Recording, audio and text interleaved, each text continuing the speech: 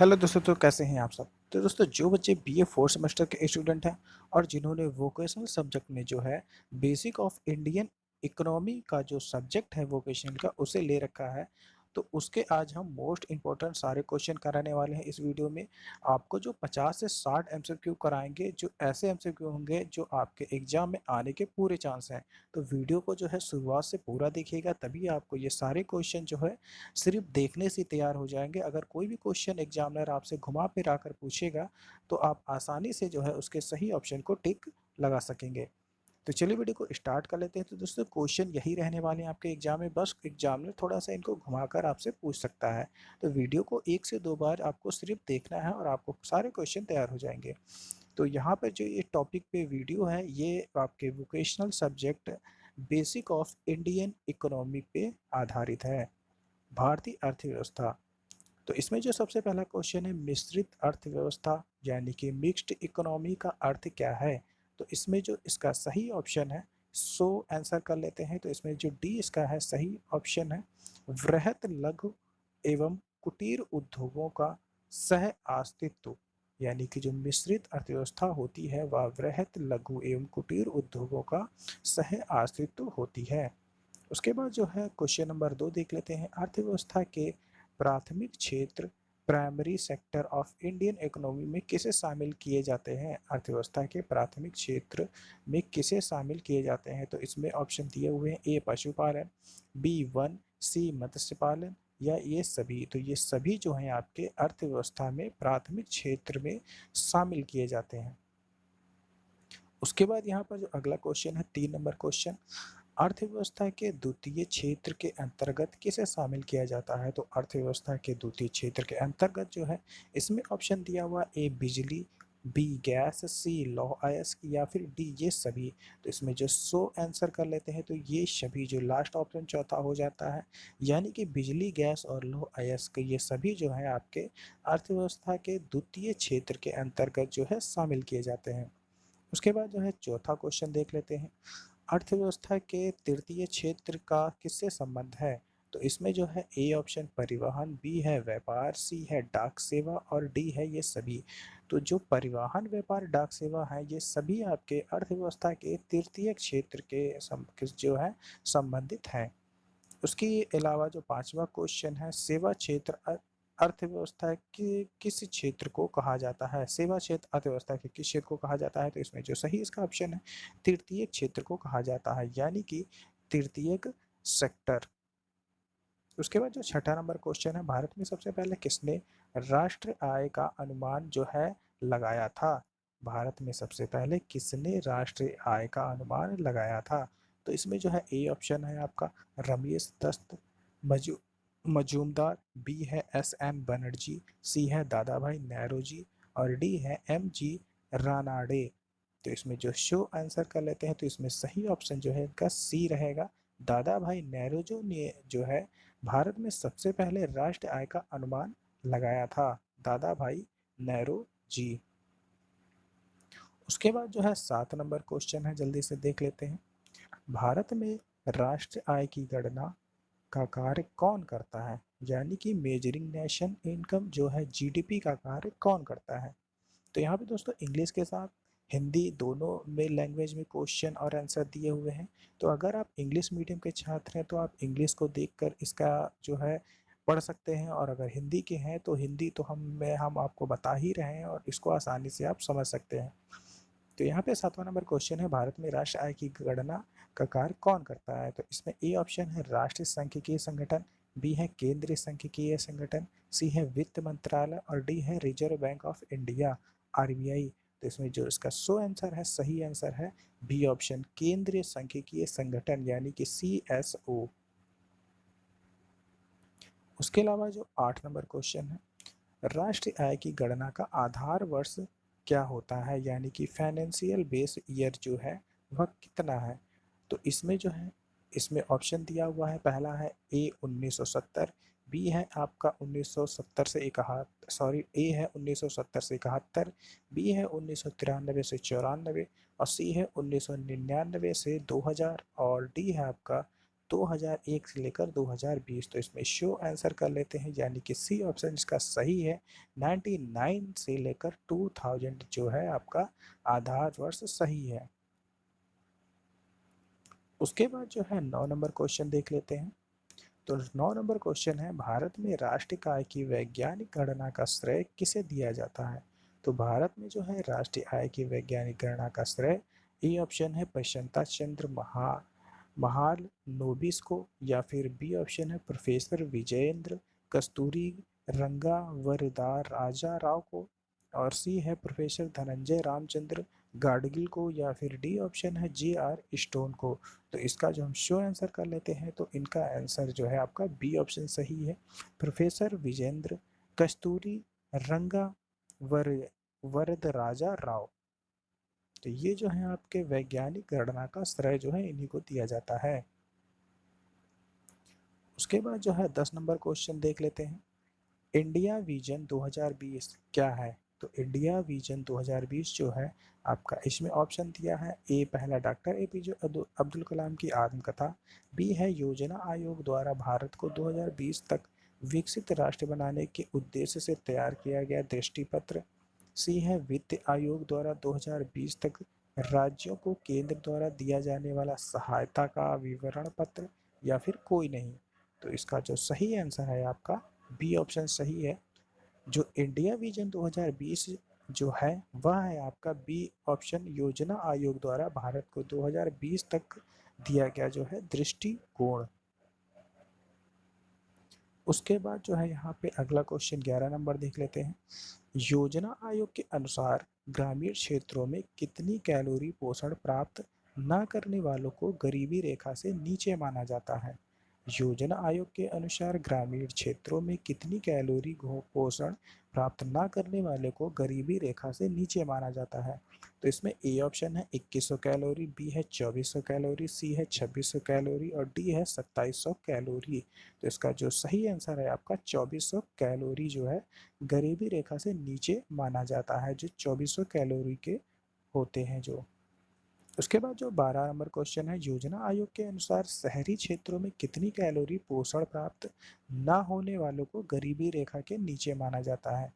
तो इसका जो सही आंसर है आपका 2100 कैलोरी, यानी कि जो योजना आयोग के अनुसार शहरी क्षेत्रों में जो कितनी कैलोरी पोषण, यानी कि इतनी कैलोरी के जो लोग होते हैं ये आपके गरीबी रेखा के नीचे आते हैं।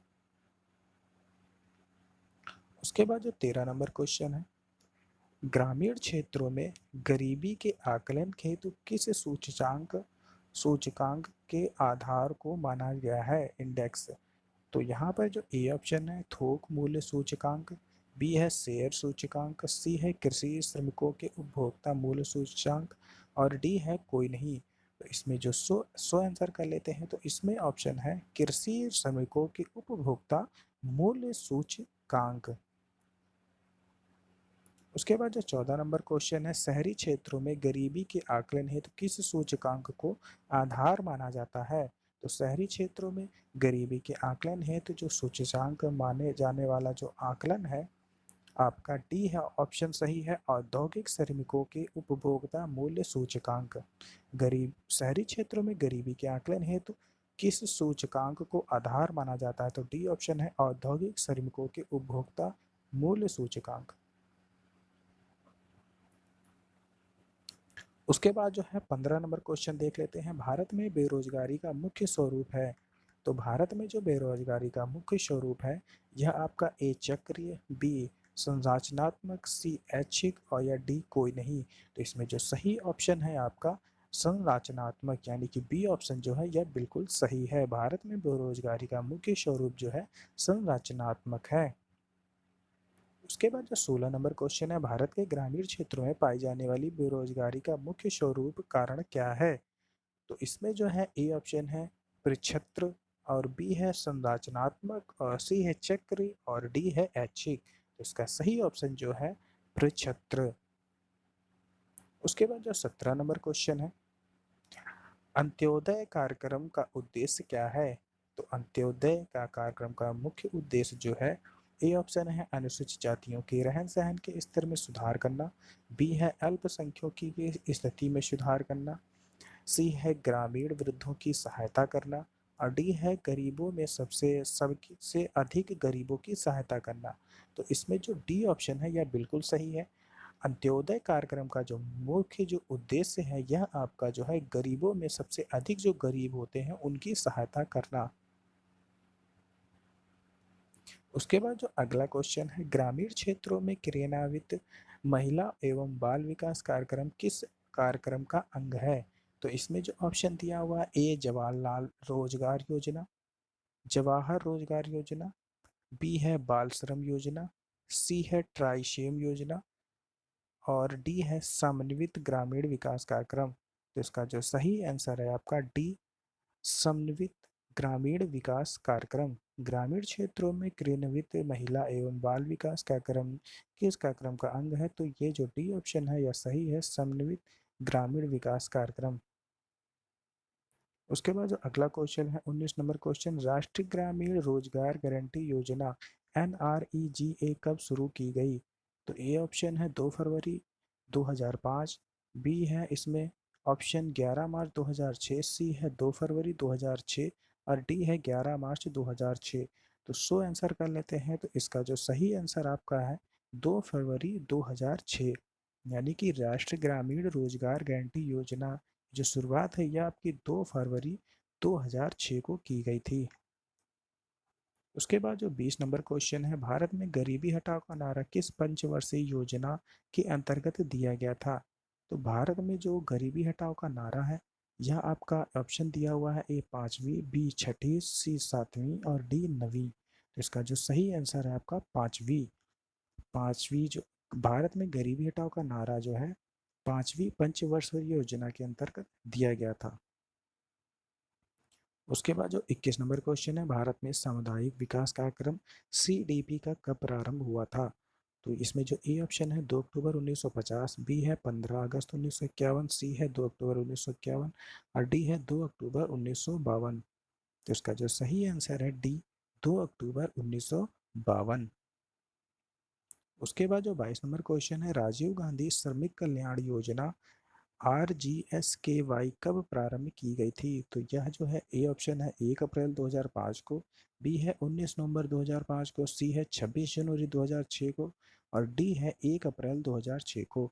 इसका जो सही ऑप्शन है आपका 1 अप्रैल 2005, यानी कि जो राजीव गांधी श्रमिक कल्याण योजना का जो प्रारंभ है वह 1 अप्रैल 2005 को प्रारंभ किया गया था।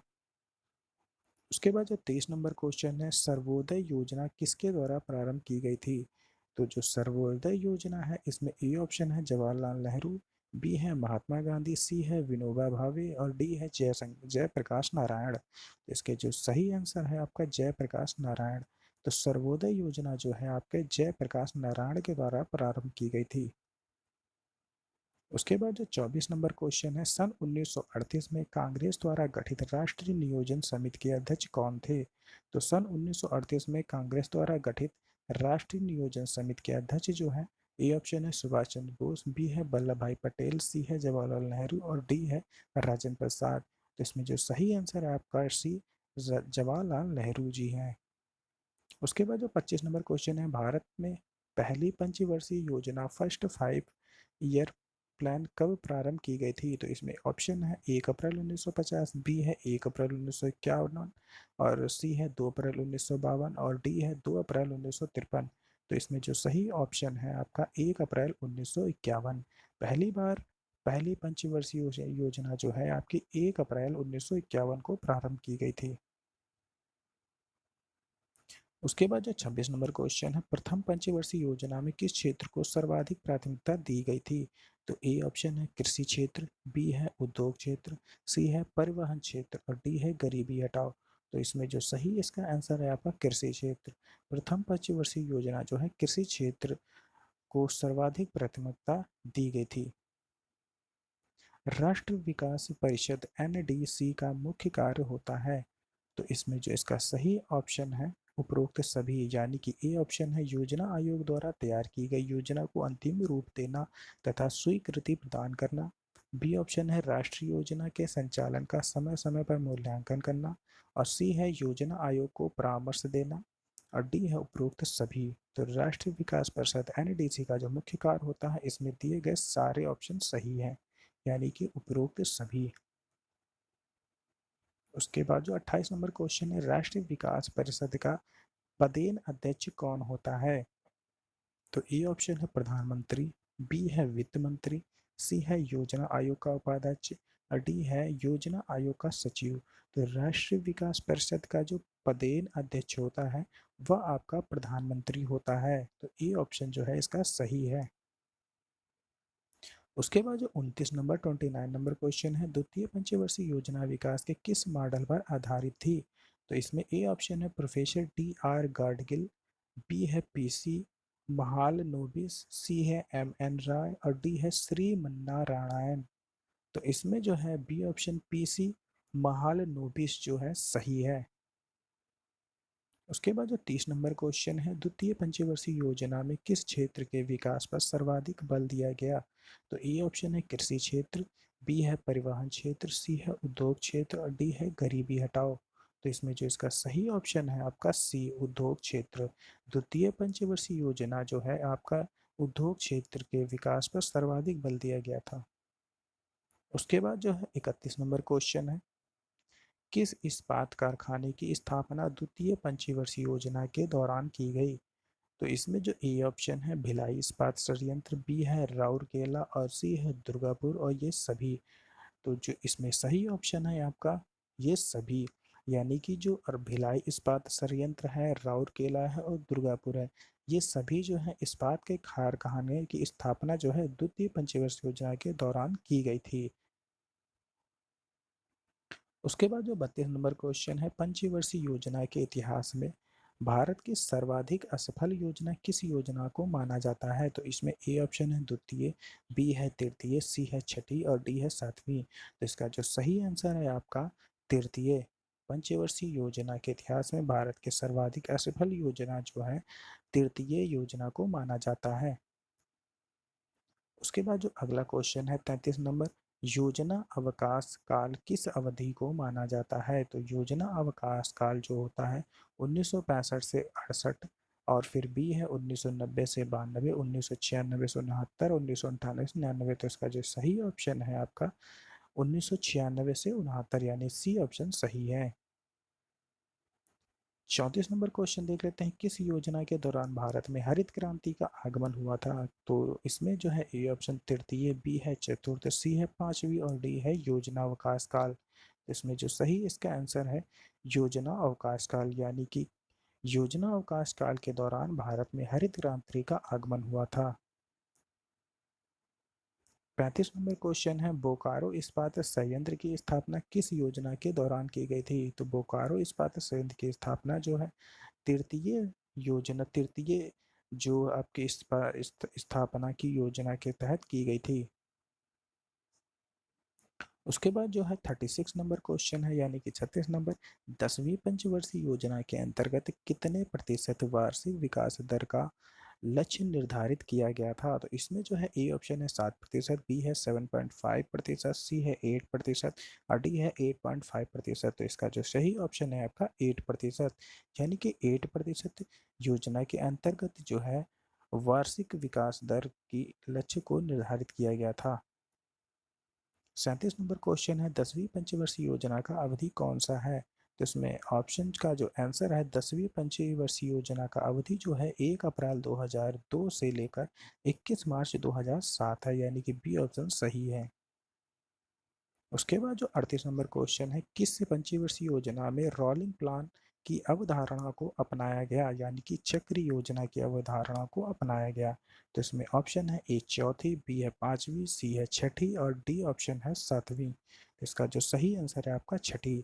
जो छठी पंचवर्षीय योजना है इसमें जो है रोलिंग प्लान की अवधारणा को अपनाया गया, यानी कि चक्र योजना की अवधारणा को अपनाया गया। उसके बाद जो 39 नंबर क्वेश्चन है, गरीबी हटाओ नारा सर्वप्रथम किस पंचवर्षीय योजना के दौरान दिया गया था? तो गरीबी हटाओ नारा जो है आपका ए ऑप्शन तीसरी, बी है चौथी, सी है पांचवी और डी है छठी। तो इसमें जो सही ऑप्शन है चौथी, गरीबी हटाओ नारा जो है चौथी पंचवर्षीय योजना के दौरान दिया गया था। उसके बाद जो 40 नंबर क्वेश्चन है, आत्मनिर्भरता की प्राप्ति को सर्वप्रथम किस योजना का मुख्य उद्देश्य निर्धारित किया गया था? तो आत्मनिर्भरता की प्राप्ति को सर्वप्रथम जो है चौथी योजना का मुख्य उद्देश्य निर्धारित किया गया था। ट्राइसेम कार्यक्रम किससे संबंधित है? तो ट्राइसेम जो कार्यक्रम है आपका बी ऑप्शन है स्वरोजगार हेतु ग्रामीण युवकों से। जो स्वरोजगार हेतु जो ग्रामीण युवक थे उनका संबंध जो है ट्राइसेम से है। प्रत्यक्ष कर यानी कि डायरेक्ट टैक्स क्या है? तो प्रत्यक्ष कर जो डायरेक्ट टैक्स है, यह इसमें ऑप्शन दिए हुए हैं। ए पहला आयकर, बी है संपत्ति कर, सी है उपहार कर और डी उपरोक्त सभी। तो इसका जो उपरोक्त सभी ऑप्शन है सही है, यानी कि जो प्रत्यक्ष कर होता है, डायरेक्ट टैक्स होता है, वह आपका आयकर होता है, संपत्ति कर होता है, उपहार कर, ये सभी कर जो है इसमें आते हैं। 43 नंबर क्वेश्चन है, केंद्र सरकार द्वारा लगाए जाने वाले कर को जो है क्या कहते हैं? तो इसमें जो है ये सभी आते हैं, सीमा शुल्क, निगम कर, आयकर, ये सभी जो है केंद्र सरकार द्वारा लगाए जाने वाले कर हैं। 44 नंबर क्वेश्चन है, बिक्री कर कौन लगाता है बिक्री कर यानी कि सेल्स टैक्स? तो इसमें ए ऑप्शन है केंद्र सरकार, राज्य सरकार या ग्राम पंचायत या फिर उपरोक्त सभी। तो इसमें जो बिक्री कर है यह आपका राज्य सरकार लगाती है। उसके बाद जो 45 नंबर क्वेश्चन है, अप्रत्यक्ष कर कौन से हैं? Indirect tax. तो इसमें जो सही आंसर है इसका ये सभी, यानी कि उत्पादन शुल्क जो होता है, सीमा शुल्क होता है और आपका लटकर जो होता है तटकर, तो ये सभी जो हैं आपके अप्रत्यक्ष कर होते हैं, यानी कि इनडायरेक्ट टैक्स होते हैं।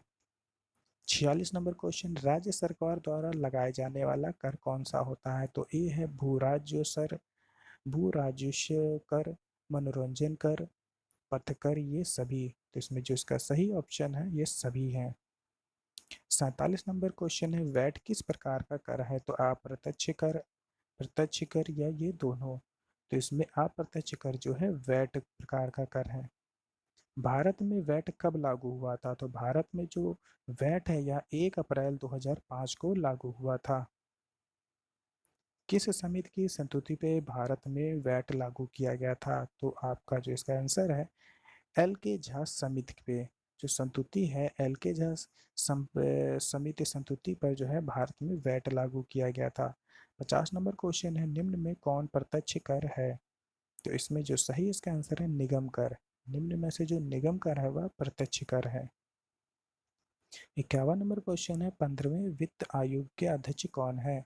तो 15वें वित्त आयोग के अध्यक्ष जो है एन के सिंह हैं। भारतीय वित्त आयोग की स्थापना कब हुई थी? तो भारतीय वित्त आयोग की स्थापना जो है 22 नवंबर 1951 ईस्वी में हुई थी। बी ऑप्शन इसका सही है, भारतीय वित्त आयोग की स्थापना जो है 22 नवंबर 1951 को हुई थी। भारतीयों द्वारा सीमित देयताओं वाला संचालित पहला बैंक था। तो इसका जो आंसर है आपका अवध कमर्शियल बैंक जो है भारतीयों द्वारा सीमित देयताओं वाला संचालित पहला बैंक था। भारतीय रिजर्व बैंक एसबीआई की स्थापना कब की गई थी? तो भारतीय रिजर्व बैंक एसबीआई की स्थापना जो है आपकी 1 अप्रैल 1935 ईस्वी में की गई थी। वर्तमान में राष्ट्रीयकृत बैंकों की कुल संख्या कितनी है? तो वर्तमान में कुल राष्ट्रीयकृत बैंकों की संख्या 19 है। उसके बाद जो 56 नंबर क्वेश्चन है, करंट नोट प्रेस अवस्थित है? तो करेंसी नोट प्रेस अवस्थित है, तो यह जो है आपकी नासिक में अवस्थित है। 57 नंबर क्वेश्चन है, स्टेट बैंक ऑफ इंडिया का राष्ट्रीयकरण कब किया गया था? तो स्टेट बैंक ऑफ इंडिया का राष्ट्रीयकरण जो है 1 जुलाई 1955 ईस्वी में किया गया था। 58 नंबर क्वेश्चन है, भारतीय रिजर्व बैंक का मुख्यालय कहाँ है? तो भारतीय रिजर्व बैंक का मुख्यालय जो है मुंबई में स्थित है। 59 नंबर क्वेश्चन है, भारत में सर्वप्रथम ग्रामीण बैंक की स्थापना कब की गई थी? तो भारत में ग्रामीण बैंक की स्थापना जो सर्वप्रथम की गई थी वह 2 अक्टूबर 1975 ईस्वी में की गई थी। 60 नंबर क्वेश्चन है, भारतीय जीवन बीमा एलआईसी की स्थापना कब की गई थी? तो भारतीय जीवन बीमा की जो एलआईसी की स्थापना जो है सितंबर 1956 ईस्वी में की गई थी। कौन सी संस्था शेयर बाजार पर नियंत्रण रखती है? तो आपकी सेबी जो है ये आपकी शेयर बाजार पर नियंत्रण रखती है। 62 नंबर क्वेश्चन है, मुंबई स्टॉक एक्सचेंज का सूचकांक क्या है? तो मुंबई स्टॉक एक्सचेंज का सूचकांक है सेंसेक्स। 3 नंबर क्वेश्चन है, भारतीय लघु उद्योग विकास बैंक सीडीबी का मुख्यालय कहाँ स्थित है? तो यह आपका लखनऊ में स्थित है। 64 नंबर क्वेश्चन, नरसिंहम समिति किससे संबंधित है? तो यह आपका बैंकिंग सुधार से संबंधित है। 65 नंबर क्वेश्चन है, बुल एवं बियर शब्द किससे संबंधित है?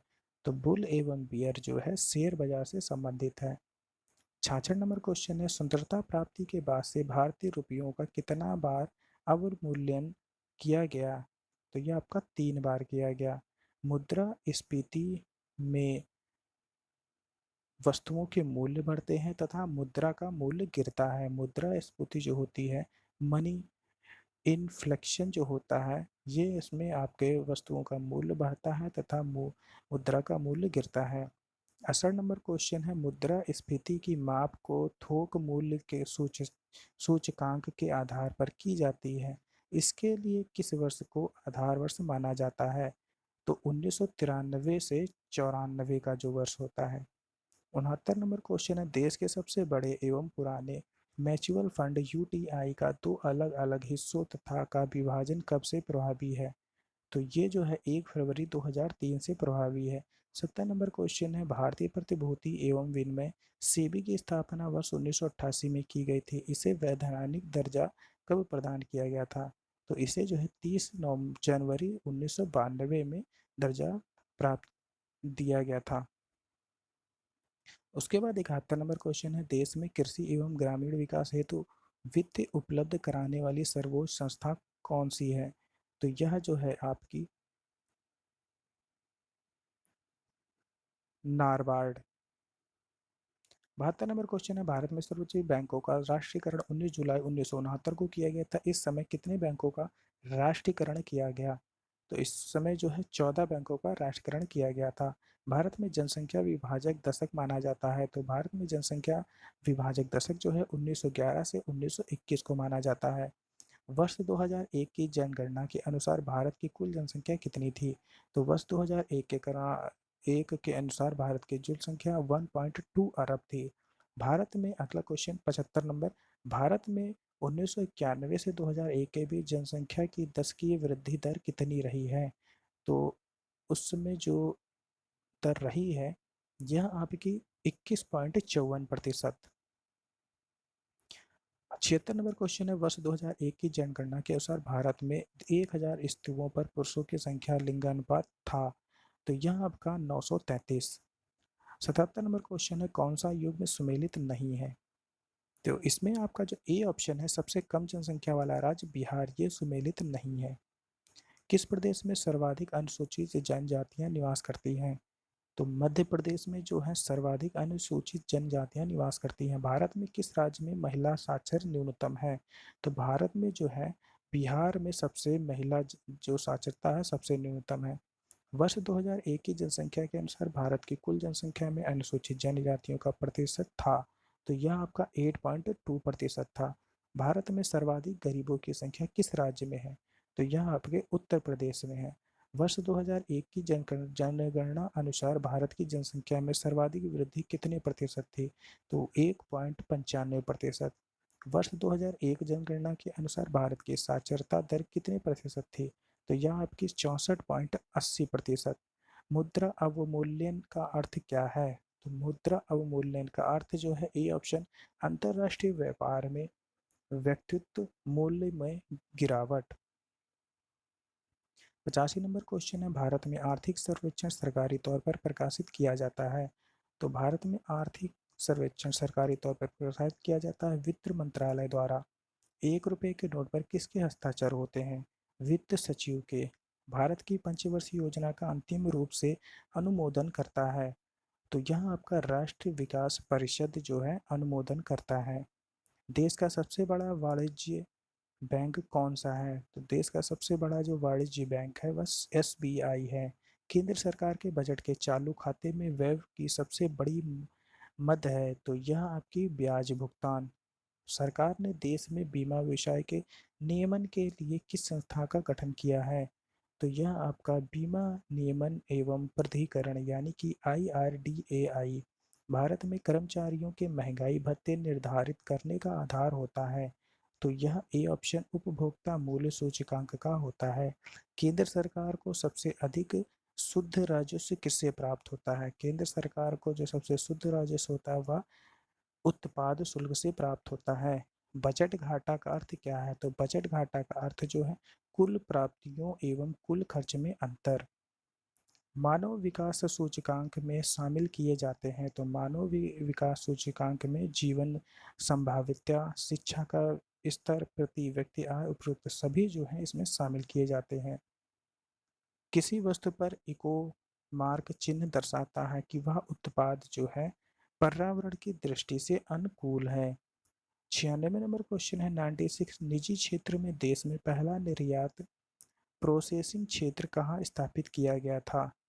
तो यह आपका सूरत में स्थापित किया था। भारत में सबसे पहले मानव विकास रिपोर्ट जारी करने वाला राज्य कौन सा है? तो वह जो है मध्य प्रदेश है।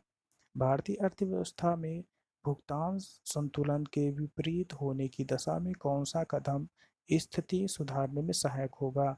तो ये जो आपका है अवमूल्यन। तो दोस्तों 98 क्वेश्चन आपको हमने करा दिए हैं। इसमें जो मैक्सिमम क्वेश्चन है आपके इंपॉर्टेंट क्वेश्चन है। तो अगर आप सिर्फ 1 से 2 बार को इस वीडियो को आप देख लेते हैं तो आपको सारे क्वेश्चन जो हैं आपको 60 से 70% आपको एग्जाम में देखने को क्वेश्चन मिल जाएंगे। तो दोस्तों हो सकता है कि एग्जामिनर आपसे क्वेश्चन को थोड़ा सा घुमा कर पूछे, बट दोस्तों अगर आप क्वेश्चन को 1 से 2 बार अच्छे से देख लेंगे फिर भी उसका आंसर आप दे लेंगे। तो इस वीडियो को दोस्तों अपने सभी फ्रेंडों को शेयर करिएगा और वीडियो को लाइक करिएगा और चैनल को सब्सक्राइब बिना किए कोई नहीं जाएगा। Thank you.